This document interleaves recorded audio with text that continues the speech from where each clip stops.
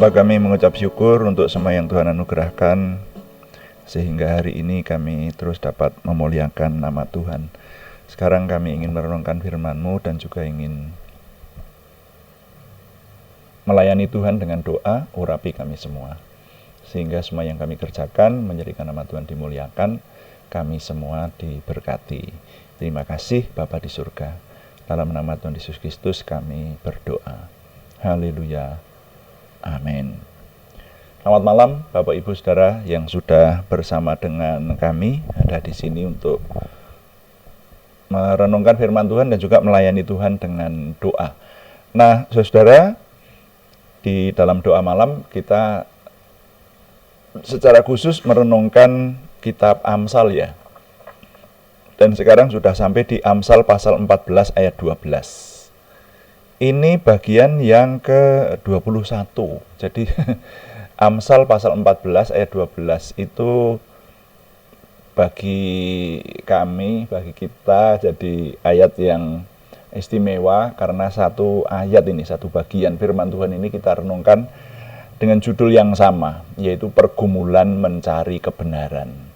Dan sekarang sudah sampai di bagian 21, ini satu ayat ini ya.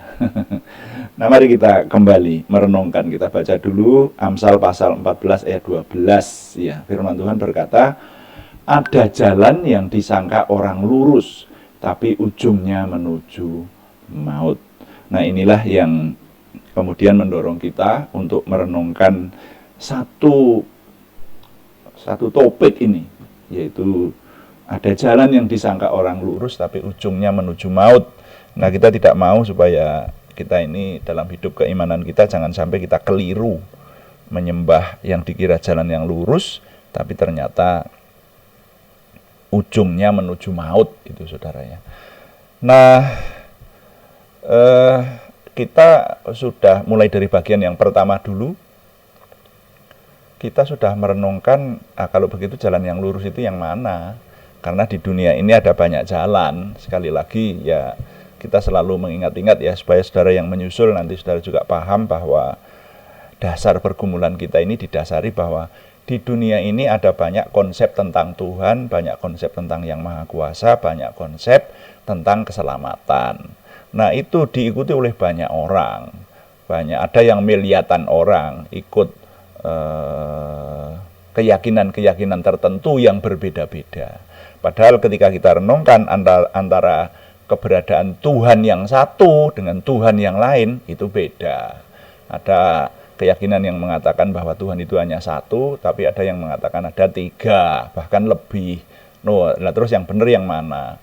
Lalu surganya juga berbeda-beda tempat kediamannya itu. Ada yang mengatakan bahwa di sana itu penuh dengan bidadari-bidadari. Gitu. Itu beberapa keyakinan mengatakan bahwa nanti di tempatnya Tuhan itu nanti ada banyak bidadari. Itu. Nah, nanti kalau orang hidupnya berkenan kepada Tuhan nanti akan mendapatkan bagian dari bidadari-bidadari itu, rupanya seperti itu. Nah, itu beda lagi. Nah, terus nanti ada yang percaya bahwa nanti di zaman akhirat itu ada surga tempat penantian ya, atau repat kepanasan istilahnya seperti itu. Nah, ini yang benar yang mana? Ini kita jadi bingung. Makanya kemungkinan kalau itu benar semua berarti Tuhan itu ada banyak. Ada ya Tuhan A, Tuhan B, Tuhan C, yang Maha Kuasa itu ada banyak. Nah, nanti tinggal ikut yang mana, nanti berarti ikut salah satunya itu. Atau kalau kepercayaan banyak orang bahwa Tuhan itu hanya ada satu. Nah, pasti berarti yang lain itu ada yang salah dong. Itu ada jalan yang disangka orang lurus, tapi ternyata tidak lurus. Tidak menuju kepada Tuhan yang Maha Kuasa. Nah, saya mengajak Bapak Ibu Saudara melalui perenungan dari kitab Amsal pasal 14 ayat 12 ini, kita mencari nih yang Maha Kuasa itu yang mana. Gitu, Saudara ya. Ada banyak hal-hal yang cukup tajam sebetulnya. Salah satunya misalnya, kalau saya menyampaikan kepada saudara, saya tidak ikut keyakinan B, misalnya begitu. Kenapa kok kita tidak ikut keyakinan B tapi ikut keyakinan A? Ya karena keyakinan B itu banyak kelemahan. Nah, kelemahan-kelemahan itu yang tidak dapat saya jelaskan di sini. Ya, karena ini menyangkut etika dan ya memang tidak boleh, saya tidak mau. Ini forum ini didengarkan banyak orang, sehingga kalau saudara ada yang ingin tahu lebih dalam lagi bagaimana memilih jalan yang lurus itu, kalau yang punya jalur pribadi dengan saya itu boleh lewat Japri, ya, jaringan pribadi. Hanya saya lebih senang kalau ketemu ya, karena kalau jaringan telepon itu nanti kalau bicara masalah-masalah yang peka gitu direkam orang, itu juga bahaya gitu. Ya enggak baik lah seperti itu. Karena ITE itu ada undang-undangnya, saudara. Kita tidak bisa sembarangan berbicara di depan umum melalui online yang didengarkan oleh semua orang, bahkan seluruh dunia bisa mendengarkan semacam ini. Nah, sehingga saya sekarang mengajak saudara merenungkan satu keyakinan yang istimewa, ya paling tidak yang saya temui toh, bahwa Tuhan itu pernah menjadi manusia gitu. Nah, ini yang jadi polemik, bahkan sering dimasalahkan, kok Tuhan kok dipersekutukan dengan manusia. Jadi istilah itu sebetulnya tidak tepat kalau dikatakan Tuhan dipersekutukan dengan manusia, itu bukan begitu. Tapi Tuhan itu hadir dari tempatnya, dari sorga, dari tempat tahtanya ke dunia ini, yang bahkan dunia ini juga sebetulnya wilayah tahtanya, saudara. Dunia ini wilayahnya Tuhan loh, ini kepunyaannya Tuhan. Jadi kalau Tuhan itu hadir di sini, ini wajar banget begitu. Nah, hadirnya itu hanya menampakkan diri atau enggak, seperti itu. Nah, satu keyakinan ini yaitu iman Kristiani mengatakan bahwa Tuhan itu menjadi satu dengan manusia, jadi manusia gitu. Nah, itu yang seperti itu kalau dikatakan mempersekutukan gitu, bukan kita yang mempersekutukan, lah Tuhan hadir kok. Memangnya Tuhan itu tidak bisa hadir di manusia. Nah, kalau ada keyakinan yang mengatakan, oh Tuhan ya Tuhan, manusia ya manusia, Tuhan tidak bisa jadi satu dengan manusia, berarti Tuhannya tidak maha kuasa. Kalau Tuhan itu maha kuasa, ya bisa lah. Tuhan mau menjadi apa saja, bisa. Tuhan itu maha kuasa kok. Apalagi hanya menjadi manusia, kan begitu. Nah, itu saudara ya. Jadi, satu keyakinan ini, wah, ini luar biasa ketika semakin kita renungkan.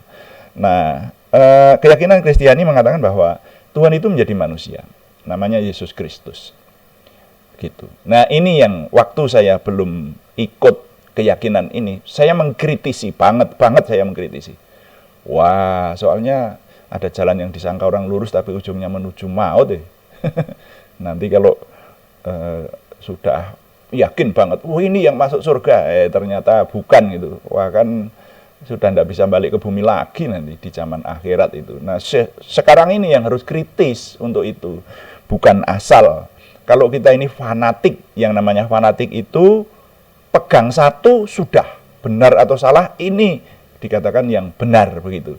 Lalu tidak mau membuka mata ke sekeliling dan tidak mau membandingkan, itu namanya fanatik. Itu picik dan fanatik. Tapi sebaiknya kita menjadi orang yang fundamental. Yang namanya fundamental, fundamentalisme itu keyakinan itu ada alasan-alasan yang kuat. Tidak ada alasan di atasnya lagi. Kalau ada alasan tapi masih ada alasan di atasnya lagi, itu namanya alasan kurang kuat. Bisa dipatahkan oleh alasan di atasnya lagi. Nah, saya mendapati pribadi Yesus Kristus menjadi manusia itu yang dapati sampai sekarang ini, tidak ada yang di atasnya lagi. Kalau Yesus Kristus itu sering didebat bahwa dia bukan Tuhan, itu jawabannya gampang banget ternyata. Orang-orang yang mendebat itu sebetulnya lebih banyak yang belum mempelajari, ya, lebih banyak yang belum merenungkan dengan sungguh-sungguh keberadaan Yesus dan mempelajari sejak awal begitu, atau orang-orang yang memang sengaja mencari-cari kesalahannya. Kalau mencari-cari kesalahannya itu sudah membutakan diri, walaupun benar dia tidak mau mengakui. Ya pokoknya yang benar yang punya saya begitu. Nah, kalau sudah seperti itu ya sudah. Kitab suci berkata, firman Tuhan memberitahukan kepada kita ada orang-orang yang menyangkal seperti itu, istilahnya apa ya, tegar tengkuk. Nah gitu, tegar tengkuk. Bahkan ada yang dibuat Tuhan. Contohnya Firaun di Mesir itu pada zaman Yusuf, itu Firaun tahu loh, sampai tulah yang terakhir itu anak sulung mati. Itu fakta loh. Sampai Firaun waktu itu menyerah tuh, ya sudah. Tadinya kan umat pilihan Tuhan tidak boleh keluar dari Mesir. Tapi ketika anak sulung mati, ya sudah sana pergi. Waduh, semua anak sulung. Jadi yang mati itu saya rasa ribuan waktu itu. Tapi itu pun dibuat tegar tengkuk. Dan itu dikatakan Tuhan yang membiarkan istilahnya. Bukan membuat ya, tapi membiarkan. Karena dunia ini sudah rusak, begitu dibiarkan Tuhan semakin rusak. Nah, gitu. Jadi kalau ada orang tegar tengkuk, dibiarkan Tuhan tegar tengkuk, sudah semakin rusak. Dan pada akhirnya Firaun dengan prajurit-prajuritnya yang pilihan mengejar umat pilihan Tuhan, tapi akhirnya terkubur di laut laut kosong, ya. Jadi yang diseberangi itu ya, Tibereu, laut Tibereu gitu. Nah saudara, jadi mari kita merendahkan diri dan membawa supaya kita ini hidup dengan objektif, mencari jalan yang lurus. Jalur kita yang sedang kita dalami adalah keyakinan Kristiani. Ternyata Yesus ini ketika kita kritisi dalam kehidupannya, dia sudah dinubuatkan sejak awal bahwa akan lahir Mesias, kemudian nubuatannya itu semuanya terjadi, nubuatan akan Mesias itu semuanya terjadi, saudara. Beberapa sudah kita teliti, itu belum semua, saudara, di bagian-bagian yang lalu. Sekarang kita sampai di bagian 21. Nah, kemudian manusia Yesus Kristus itu tidak pernah berbuat dosa. Itu juga sudah kita teliti kemarin, ya. Dan sekarang di bagian 21 ini saya akan mengajak Bapak Ibu Saudara untuk meneliti kitab suci, sejarahnya Tuhan Yesus, meneliti sejarah suci bahwa Tuhan Yesus itu perbuatannya ajaib dan ilahi. Bukan hanya ajaib, ajaib dan ilahi. Kalau hanya perbuatan ajaib itu banyak orang bisa melakukan, ya. Tapi kalau ajaib dan ilahi, nah jadi sifat kealahannya atau sifat ketuhanan itu menonjol sekali, itu enggak banyak, ya. Bahkan enggak ada kalau menurut saya. Nah, contohnya bangkit dari kematian lalu menghidupkan orang mati itu nanti. Nah tapi kita teliti pelan-pelan lah, tidak langsung ke sana. Perbuatan yang ajaib dan ilahi yang ingin kita teliti sekarang ini adalah dari Yohanes pasal 2. Injil Yohanes pasal 2, sejarahnya di sana mengatakan Tuhan Yesus membuat mukjizat yang pertama. Nah, ini mukjizat yang pertama itu dibuat oleh Tuhan Yesus, Saudara. Yohanes pasal 2 ayat 1 saya baca untuk Saudara. Pada hari ketiga ada perkawinan di Kana yang di Galilea dan ibu Yesus ada di situ. Yesus dan murid-muridnya diundang juga ke perkawinan itu. Ketika mereka kekurangan anggur, ibu Yesus berkata kepadanya, "Mereka kehabisan anggur." Kata Yesus kepadanya, "Mau apakah engkau daripadaku, ibu? Saatku belum tiba." Tetapi ibu Yesus berkata kepada pelayan-pelayan, "Apa yang dikatakan kepadamu buatlah itu." Di situ ada 6 tempayan yang disediakan untuk pembasuhan menurut adat orang Yahudi. Masing-masing isinya 2-3 buyung. Yesus berkata kepada pelayan-pelayan itu, "Isilah tempayan-tempayan itu penuh dengan air." Dan mereka pun mengisinya sampai penuh. Lalu kata Yesus kepada mereka, "Sekarang cedoklah dan bawalah kepada pemimpin pesta." Lalu mereka pun membawanya. Setelah pemimpin pesta itu mengecap air yang telah menjadi anggur itu, dan ia tidak tahu dari mana datangnya. Tetapi pelayan-pelayan yang mencedok air itu mengetahuinya. Ia memanggil mempelai laki-laki dan berkata kepadanya, "Setiap orang menghidangkan anggur yang baik dahulu, dan sesudah orang puas minum barulah yang kurang baik. Akan tetapi engkau menyimpan anggur yang baik sampai sekarang?" Hal itu dibuat Yesus di Kana di Galilea sebagai yang pertama dari tanda-tandanya, dan dengan itu ia telah menyatakan kemuliaannya dan murid-muridnya percaya kepadanya. Nah, sampai di situ pembacaan saya. Jadi Bapak Ibu Saudara, Yesus Kristus dipercaya sebagai Tuhan yang mengambil rupa manusia. Itu kalau menurut saya terutama harus disertai dengan perbuatan-perbuatan yang mukjizat dan ilahi, yang ajaib dan ilahi. Jadi kalau ada manusia yang mengaku dia adalah penjelmaan dari Yang Maha Kuasa, tapi kok kuasanya tidak ada, itu saya pun tidak mau percaya bahwa dia Tuhan yang mengambil rupa manusia. Nah, kalau sekarang ini didebat, tidak dipercaya banyak orang, dicari-cari bahwa Yesus itu bukan Allah yang menjadi manusia, nah itu mari kita secara subjektif masing-masing merenungkan saja. Jadi tuduhan orang itu benar atau enggak, atau yang benar memang Yesus itu Tuhan yang mengambil rupa manusia. Kalau Yesus itu Tuhan yang mengambil rupa manusia, ya ayo kita percaya. Tapi kalau yang benar mereka, ya mari tidak percaya. Kan begitu. Gampang toh. Nah, tapi saya mengajak Bapak Ibu Saudara berpikir dengan pikiran saya. Setidaknya ini subjektif buat saya. Maksudnya, ini pikiran subjektif karena kan menurut saya Yesus itu berbuat mukjizat. Itu pasti tidak bisa terbantah. Seperti itu. Orang lain ada yang berkata bahwa wah itu dibuat-buat, itu tulisan itu palsu dan sebagainya, silahkan aja.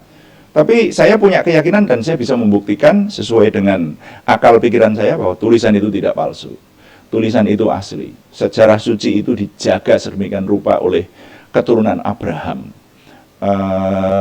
Kemurniannya dijaga sedemikian rupa. Kok dikatakan palsu gitu? Ya silahkan saja. Kalau ada orang yang mengatakan itu tulisan palsu sudah diubah, itu harus bisa menjelaskan dong yang asli yang mana. Nah, kalau terus orang mengatakan bahwa itu kitab suci itu palsu, yang asli sudah dirubah, entah di mana yang asli itu. Tapi yang ini sudah diubah, sudah diobrak-abrik dengan teologinya Rasul Paulus, seperti itu. Seringkali kan ada tuduhan semacam itu. Lah terus yang asli di mana? Yang asli itu tidak tahu. Wah, kalau begitu ya tunggu dulu lah. Nah, itu gampang orang memfitnah semacam itu. Sekarang pun saya bisa mengatakan, "Wah, itu sudah dirubah." Nah, yang asli yang mana? Mbok? Wah, jangan gitulah. Kan begitu. Nah, jadi kita harus objektif juga. Ya, saya mengajak Bapak Ibu Saudara berpikir secara objektif. Ini tulisan asli, sejarah asli. Dan mengatakan bahwa Tuhan Yesus pernah berbuat mukjizat. Yang pertama apa itu? Yaitu air diubah menjadi anggur di sebuah pesta perkawinan. Saya bersyukur sebab mukjizat yang pertama itu dibuat Yesus di sebuah peristiwa peresmian perkawinan. Ada mempelai di situ. Karena apa? Saya paling suka meneliti dan mengkritisi soal perkawinan. Makanya karena berangkat dari kesukaan itu pada akhirnya saya jadi tahu gitu. Kalau manusia itu kalau menikah itu ada ilmunya. Jadi tidak seperti makhluk yang lain. Kalau makhluk yang lain itu jantan ketemu betina nikah gitu. Sudah nggak pakai surat nikah segala. Ketemu siapa lagi nikah lagi boleh. Nggak usah pakai syarat-syarat, nggak usah pakai lamaran segala. Itu makhluk yang lain selain manusia. Begitu. Nah, sehingga kalau ada manusia yang sifatnya semacam itu sering dikatakan, wah ini manusia ini membawa dirinya untuk derajatnya sama dengan makhluk lain yang dalam soal perkawinan itu tidak ada aturan. Jadi ya sekehendak hatinya sendiri gitu. Tapi kalau manusia itu ada ilmunya, itu diatur oleh Tuhan. Bahkan kita ingat yang menciptakan perkawinan itu Tuhan kok. Tadinya kan manusia itu hanya seorang diri saja. Dikatakan yang diciptakan manusia pertama itu Adam, itu yang disebut manusia, itu Adam.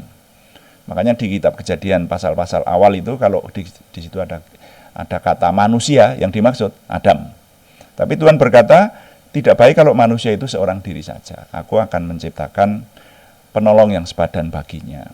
Nah, seperti itu. Lalu Tuhan menciptakan manusia yang lain yang diambil dari bagian manusia itu, yaitu dari tulang rusuk. Dibuat manusia jenisnya wanita. Nah, lalu kawin-mawin bisa menjadi beranak pinak sampai ke kita. Nah itu. Jadi perkawinan itu yang menciptakan Tuhan.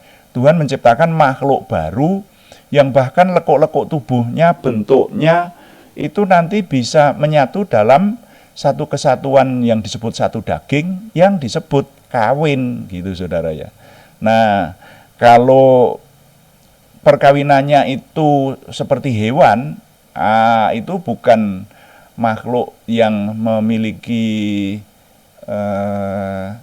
derajat kemuliaan seperti manusia. Hewan tidak ditetapkan oleh Tuhan kawinnya itu. Tapi kalau manusia itu diberkati. Baca Kejadian pasal 1 ayat 28 ya, 27, 28, 29 itu Tuhan memberkati mereka. Nah, baru Tuhan berfirman, beranak cuculah penuhilah bumi. Itu kan? Ya. Tuhan memberkati mereka, lalu baru berfirman, beranak cuculah penuhilah bumi. Itu pada awalnya di kitab Kejadian. Nah, sampai ke kita sekarang ini sering dibalik. Bukan diberkati dulu baru beranak cucu, tapi dibalik. Beranak cucu dulu baru diberkati. Ya ilah. Nah itulah karena kerusakan dunia, jadi manusia itu sudah tidak sesuai dengan yang Tuhan mau. Tidak sesuai dengan aturan Tuhan. Seperti itu. Nah tapi mari kita kembalilah orang-orang yang beriman, orang-orang yang cinta kebenaran itu selidiki firman Tuhan dan kita berjalan dalam kebenaran Tuhan. Nah saudara, Tuhan Yesus itu peristiwanya ternyata waktu itu sedang kondangan. Jadi ini kira-kira Tuhan Yesus umur 30 tahun. Jadi kalau saya sering menggambarkan rupanya ibunya, Ibu Maria, karena itu kondangan itu ternyata hanya dengan ibunya, tidaknya seperti itu. Barangkali ibunya memanggil waktu itu punya anak umur 30 tahun, nah sudah lumayan tahun. Le, Ger, Yesus, Rene, dalam bu, wonten apa? Ibu ki arep kondangan ning desa Kana kuwi. Tapi ora ono sing ngeterke. Kowe boncengke iso? Oh, nggih saged. Wis ana motor urung ya? Belum ada motor ya waktu itu. Ya tidak boncengan lah. Minta maaf ini tak jak guyon gitu, jangan. Ya namanya renungan itu ya ada humornya lah. Tuhan Yesus menyertai ibunya lah, ya jelas seperti itu. Tidak boncengan karena belum ada motor. Amin. Amin enggak amin ya belum ada sepeda motor. Ini lebih dari 2000 tahun yang lalu. Nah, sampai di desa Kana, Rupanya lama sekali nggak disuguhin minuman. Biasanya yang keluar pertama itu kalau di perhilatan kan minuman kan, sama makanan-makanan kecil. Nggak keluar-keluar. Makanya ibunya Tuhan Yesus secara jasmani itu yang rupanya duduk di sebelahnya itu bisik-bisik sama anaknya yang umur 30 tahun itu. Yang punya rumah itu kehabisan Coca-Cola. Gitu loh. Nah, jadi lalu oh iya gitu. Yang punya rumah kehabisan minum. Nah, tapi di situ Tuhan berkata, gimana tadi? Waktuku belum tiba, gitu loh. Nah,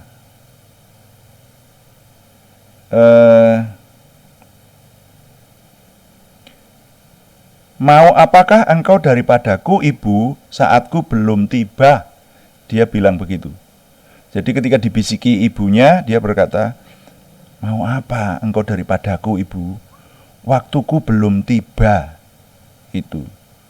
Ya. Ini terjemahan baru. Kalau terjemahan lama itu yang paling pas. Di sini dikatakan begini. Yesus menjawab kepada ibunya, "Hei perempuan, apakah yang kena-mengena di antara aku dengan engkau? Saatku belum sampai." Loh, kok malah tidak sopan. Ini sudah menyiratkan ini. Kenapa Tuhan Yesus berkata, "Hei perempuan"? Wah, ini kalau zaman sekarang kalau ada orang yang berkata semacam ini sama ibunya, ibunya menghardik, "Hus!" Gitu loh. Jadi ketika ini, sing di omah kentekan minuman loh, gitu. "Hei perempuan." Wah, seorang ibu, "Loh kok wani-wani anak berani sama orang tua," gitu. Tapi di sini ini ada falsafahnya. Yesus itu bukan sekedar anaknya Maria. Bukan. Yesus itu yang menciptakan Maria. Loh, bagaimana toh? Dia itu sebelum Maria ada, sudah ada. Hanya sekarang dia lahir lewat rahim Maria. Makanya tidak menyebut ibu. Tapi aslinya, bahasa aslinya, "Hei perempuan," begitu. Itu saudara. Ya. Jadi, "Hei perempuan, waktuku belum tiba." Tapi Maria itu sebagai orang yang mengenal Tuhan. Nah, ini kisah ini falsafahnya apa? Nilainya lebih dalam loh, saudara ya. Saudara bisa membayangkan kalau jadi Maria, mau ngapain terus? Habis itu apa yang harus dilakukan? Ya kembali duduk tuh yang sudah dihardik sama anaknya laki-laki yo. Wis kuwi wong wedok ngerti apa? Meneng wedok, Bu. Ngono gitu. Gitu. Ya wis meneng ae. Tapi Maria ndak. Nah itulah, orang kalau mengenal Tuhan itu tahu apa yang akan dilakukan Tuhan. Halo. Makanya akrablah kepada Tuhan, nanti tahu apa yang akan terjadi. Dan Tuhan itu sutradaranya dunia ini. Makanya kalau Tuhan itu sutradaranya dunia ini, nanti orang yang dekat dengan Tuhan tahu, oh besok itu harga mau naik, kenapa lah inflasi? Wah lah ini kalau begitu harus apa ini? Harus beli ini beli itu. Oh besok itu mau ada ini ada itu. Loh iya dong. Di Kitab Suci memberitahukan kepada kita banyak, dan bahkan sekarang pun di Perjanjian Baru dikatakan Roh Kudus itu kalau memenuhi seseorang, kalau orangnya itu sungguh-sungguh taat kepada Tuhan, maka dikatakan pekerjaan Roh Kudus itu memberitahukan apa yang akan terjadi. Loh, makanya dalam Tuhan itu, puji Tuhan, kita yang dalam Tuhan itu menikmati yang seperti itu. Nah, singkat cerita, Maria tidak tinggal diam. Rupanya Maria tahu Yesus akan berbuat sesuatu. Walaupun dia dikatakan tadi waktuku belum tiba, tapi Maria tahu, ini pasti ditolong. Aku tahu kok wataknya anakku itu. Nah gitu. Anak dalam tanda petik, anak secara jasmaniah, tapi dia sebetulnya Tuhan. Wah, dia orangnya penuh belas kasihan. Kalau ada semacam ini malu dia, gitu. Pasti bergerak. Lalu apa yang dilakukan Maria? Dia mempersiapkan mukjizat. Makanya renungan di bagian ini saya pernah membawakan. Jadi judul khotbahnya mempersiapkan mukjizat. Fokusnya pada Maria, gitu. Nah, apa mempersiapkan? Dia datang kepada para sinoman. Tahu sinoman? Pelayan gitu. Dikatakan, mungkin karena tetangga sebelah tahu gitu. Ini tak kandani gitu. Terus nanti Bu, nanti yang disuruh orang itu lakukan aja ya, jangan bantah. Oh iya Bu. Nah coba kalau tidak disiapkan oleh Maria, Ada tamu kok tiba-tiba, itu tolong tempayan di depan diisi air. Loh ya Sinoman itu para pelayanan berkata, lu sampean siapa tamu, sudah duduk saja kan gitu kan. Tapi karena sudah Ibu Maria berkata, apa yang disuruh orang itu lakukan saja. Mereka melakukan saja itu para pelayan. Dan ketika tempayan penuh dengan air lalu disuruh mencedok dan membawa kepada pemimpin pesta, jadi ada ketua panitianya itu, ketua panitia pernikahan. Seperti sekarang toh, banyak ketua panitia pernikahan. Wah, saya sudah pensiun jadi ketua panitia pernikahan. Dulu itu gaweannya jadi ketua panitia pernikahan. Yang terakhir di tempat rekan saya Pak Pendeta Nurdin memaksa-maksa saya, sudah tua aja suruh jadi ketua panitia pernikahan. Pak, ini yang jadi ketua panitia yang saya tunjuk itu pensiunan wali kota. Makanya yang saya suruh jadi panitia itu antara lain pensiunan wali kota. Jadi yang jadi ketua panitia harus jenengan. Apalah itu cerita soal ketua panitia. Kaget ketua panitia. Padahal tadi pelayan tadi kan ini orang nyuruh kok aneh, memberi tempayan dikasih air lalu disuruh mencedok. Sebetulnya maksudnya gimana tuh ini? Nggak mudeng ini.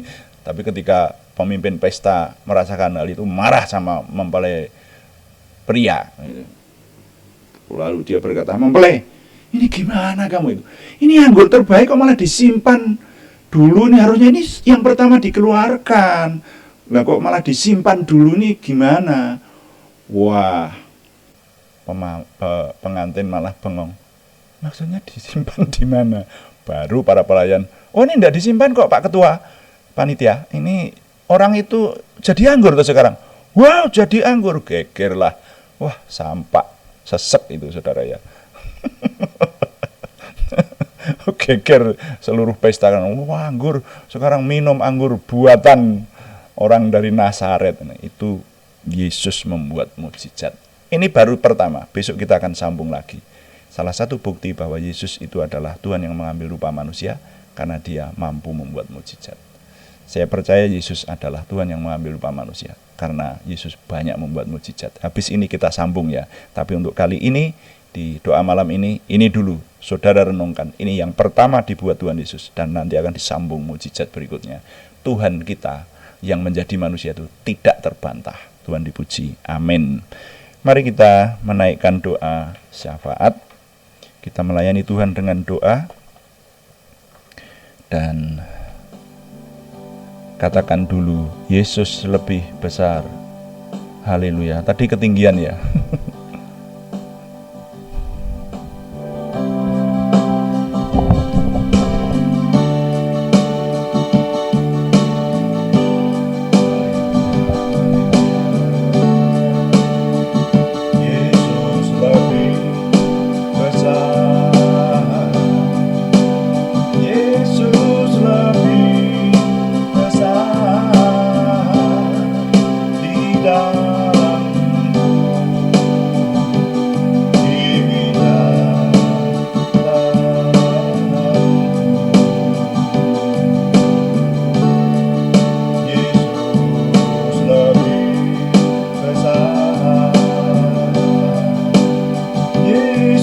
Lebih besar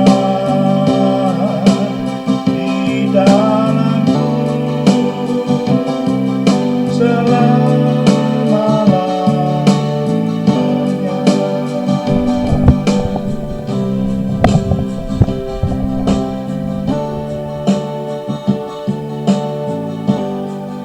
Bapak, terima kasih untuk firman Tuhan dalam doa malam ini.